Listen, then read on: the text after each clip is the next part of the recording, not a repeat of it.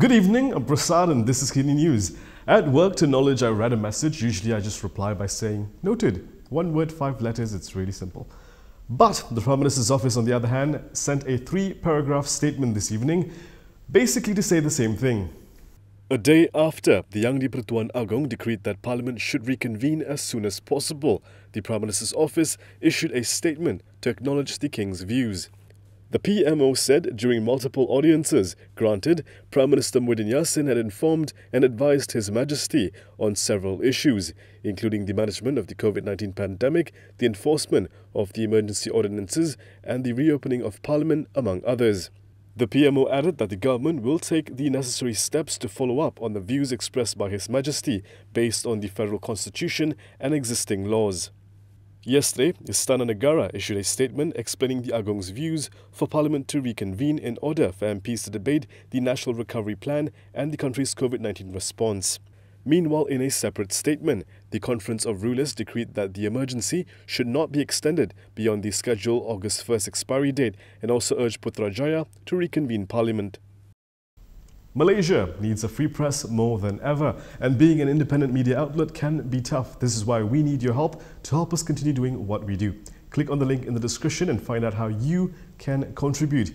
And all the names you see below are all the awesome people who helped us in May. Now, to our next story. What is your definition of soon? Here's what Takiyuddin thinks it is. De facto Law Minister Takiyuddin Hassan has assured that Parliament will reconvene soon. But how soon is soon? The past leader cited the timeline given by Prime Minister Takiyuddin Hassan earlier this week. Yang di-Pertuan Agong pun tidak menitahkan perlu diadakan pada bulan berapa, secepat mungkin. So, Perdana Menteri kita kata pun bulan 9 atau bulan 10. Sekarang ni kita dah hampir penghujung bulan 6, bulan 7, bulan 8, bulan 9. Sudah hampir dah. Kita akan ada, pasti akan diadakan itu. This comes after the young di-Pertuan Agong decreed that Parliament should reconvene as soon as possible to allow MPs to debate the emergency laws and the National Recovery Plan. According to Takiyuddin, September or October fits the description of soon. He said this is because the young di-Pertuan Agong did not specify an exact date on when the House should be in session, just that it should be soon. In a statement yesterday, the palace said the Agong wants Parliament to reconvene soon after hearing from the heads of political parties, the Special Independent Committee on the Emergency and briefings from government experts. According to the National Recovery Plan announced by Muhyiddin on Wednesday, Parliament will reconvene during the 3rd phase of Malaysia's recovery from the lockdown. Since the Agong expressed his views yesterday, the opposition have started mounting pressure on Muhyiddin Hassan. According to them, the PM has 2 options: reconvene Parliament or resign. The Pakatan Harapan Presidential Council has called on Muhyiddin Hassan to advise the King to reopen Parliament. This came after the young di-Pertuan Agong expressed his opinion yesterday that Parliament should reconvene as soon as possible. In a statement, they said, if the Prime Minister continues to refuse to advise the King immediately, he should do the honourable thing and resign.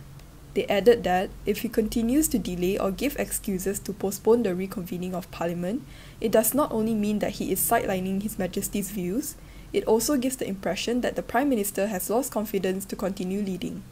The statement was jointly signed by PKR President Anwar Ibrahim, Amanah President Muhammad Sabu, and the AP Secretary-General Lim Guan Eng. Parliament has been suspended since an emergency came into force on January 11. Recently, Muhyiddin had said that Parliament will reconvene during the 3rd phase of Malaysia's recovery from the lockdown. According to the National Recovery Plan, this is when the country has less than 2,000 daily cases, ICU capacity at moderate levels, and 40% of the population totally vaccinated. Yesterday, de facto, Law Minister Takiyuddin Hassan had also assured that Parliament will reconvene soon. He said, the young di-Pertuan Agong, in his decree, did not specify an exact date on when the House should be in session. He added that Muhyiddin had said that Parliament will reopen in September or October. We've all had nasi campur, but are we ready for vaccine campur? The government is looking into it. First shot AstraZeneca, second shot Pfizer. This could be a reality as the Special Committee for Ensuring Access to COVID-19 Vaccine Supply, or JKJAV, looks into data on the mix and match method. Speaking at a webinar hosted by the Oxford and Cambridge Society of Malaysia on Wednesday, Khairy Jamaluddin, the minister in charge of the country's vaccination program, said the new method could be implemented to improve vaccine efficacy against COVID-19 variants.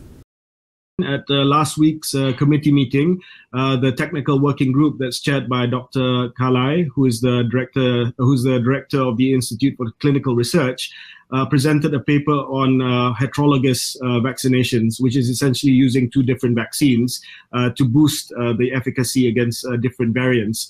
So we have some real-world data that we've received from Germany about heterologous vaccinations using the AZ for the first dose and the Pfizer for the second dose, which has been shown to boost the neutralizing antibody and to be more effective against variants.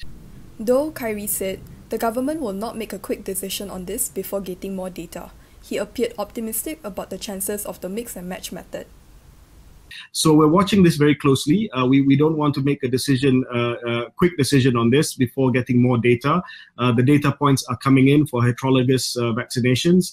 Once the technical working group is clear on that, they'll make an advice to the committee that I chair with the health minister, and we will implement heterologous vaccinations. It's possible that we will end up doing this because a lot of countries are doing this to boost the neutralizing antibodies, to boost the efficacy or effectiveness, and also when you are facing vaccine supply constraints, you can mix things up and ensure that you still have the effectiveness of the vaccine is still there.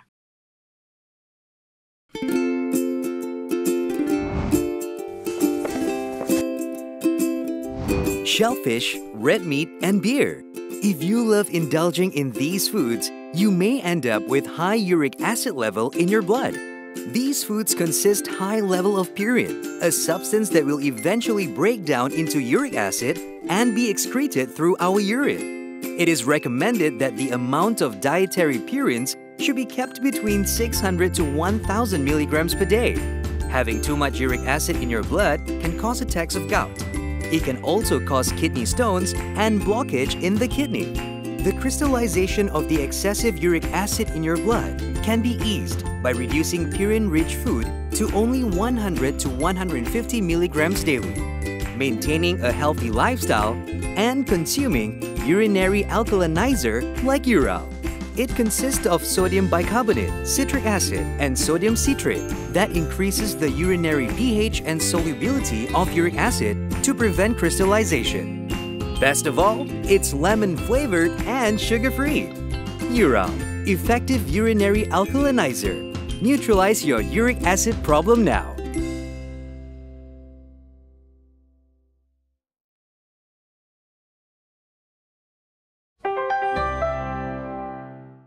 The Construction Industry Development Board will subsidize vaccines for construction workers. Now each construction firm in the Klang Valley will only need to spend 90 ringgit per worker. Construction firms in Klang Valley will soon be able to pay 90 ringgit per worker to get them vaccinated against COVID-19 through a program by the Construction Industry Development Board or CIDB. According to Works Minister Fadila Yusof, firms will be able to register their workers online from next Monday, June 21st. The vaccine rollout will begin on June 30th for Kuala Lumpur and July 14th for Selangor. The voluntary program aims to vaccinate 40,000 construction workers. The initial 140 ringgit vaccination charge was brought down to only 90 ringgit after a subsidy of 50 ringgit by CIDB. CIDB has also offered their premises to be used as vaccination centres or PPVs for free. Their headquarters are at the World Trade Center Kuala Lumpur. This effort is crucial as construction sites have become a hotspot for many COVID-19 clusters.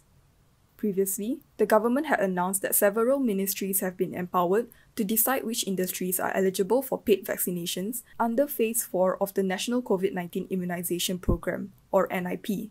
Companies in critical economic sectors are allowed to pay to get their staff vaccinated. And that is all from me today. For more stories, you can go to kinitv.com. You can also follow us on Instagram, Twitter, YouTube and Facebook for the latest news updates. If you'd like to support independent media, do consider subscribing to malaysiakini.com. I'm Prasad Michael. Thank you for watching.